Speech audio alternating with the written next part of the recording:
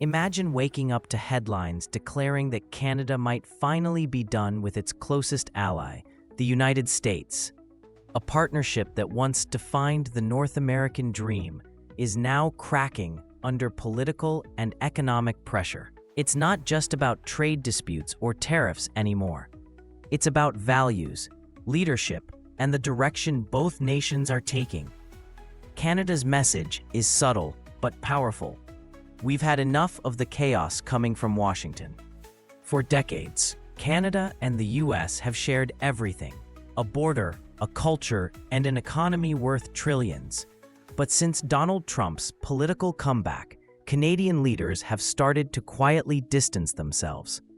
Prime Minister Justin Trudeau and his government are recalibrating Canada's role on the world stage.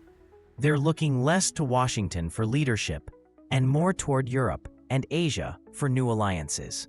The tension didn't start overnight. It began years ago, during Trump's first term as president. Back then, Trump called NAFTA the worst trade deal ever and demanded renegotiations. Canada reluctantly agreed, leading to the creation of the USMCA, a deal many Canadians still see as one-sided. But it wasn't just about economics. It was about respect, or rather, the lack of it. Trump publicly mocked Trudeau, questioned Canada's defense spending, and even threatened tariffs on Canadian steel. For Canada, this was a wake-up call, a reminder that friendship in politics comes with limits. And now, with Trump hinting at a 2025 return, Ottawa seems determined not to repeat the same mistake. Here's where the real conflict begins. Canada relies heavily on the US for trade. Nearly 75% of its exports go south.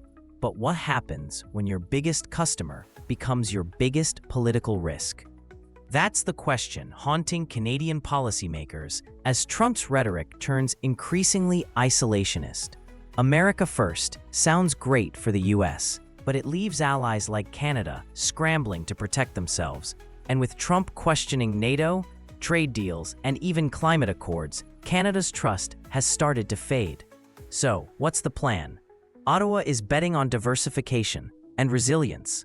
Canada's new strategy focuses on Europe's single market, Asia's growing energy demand, and clean tech innovation. It's not an easy shift, but it's one born out of necessity. After all, when your neighbor keeps changing the rules, you start building your own house. Economically, Canada is repositioning itself as an independent power in green energy and critical minerals.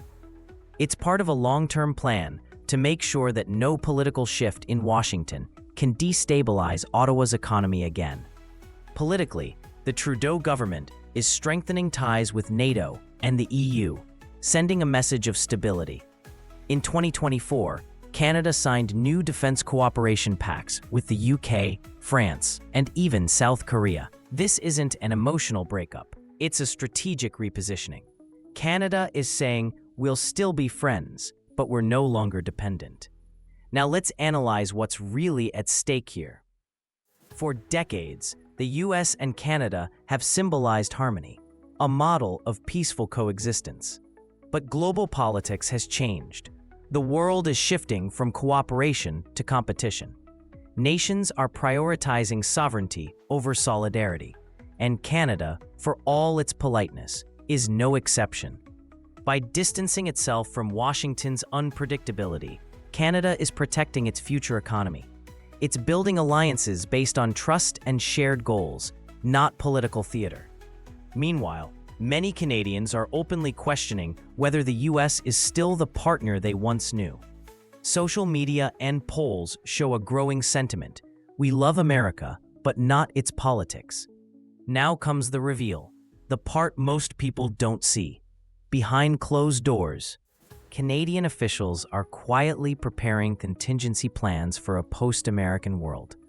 That includes new digital trade routes with Europe and a stronger role in Arctic defense.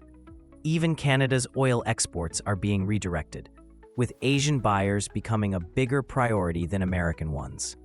These moves aren't anti-American, they're pro-Canadian. They show that Canada wants to stand tall, not in America's shadow, but beside it as an equal power. Of course, not everyone agrees. Some critics warn that walking away from Washington is too risky. They argue that Canada's economy is too intertwined with America to ever truly separate. Others say this is exactly the right time to build independence, before another Trump era tests old alliances. Either way, the decision is shaping the future of North America's political landscape. What was once an unbreakable bond is now a careful negotiation of power and identity. So where does this story end? Maybe Canada isn't saying goodbye forever. Maybe it's just saying we need space, a chance to grow, redefine itself, and become a stronger, independent voice in the world. And maybe, just maybe, this time America will listen. Not as a leader, but as a neighbor. Because even the closest friendships must evolve to survive. Canada isn't abandoning the United States. It's simply choosing its own destiny. And that may be the most patriotic thing any nation can do. So, as Canada steps out of America's shadow, one question remains: can friendship survive when politics divide?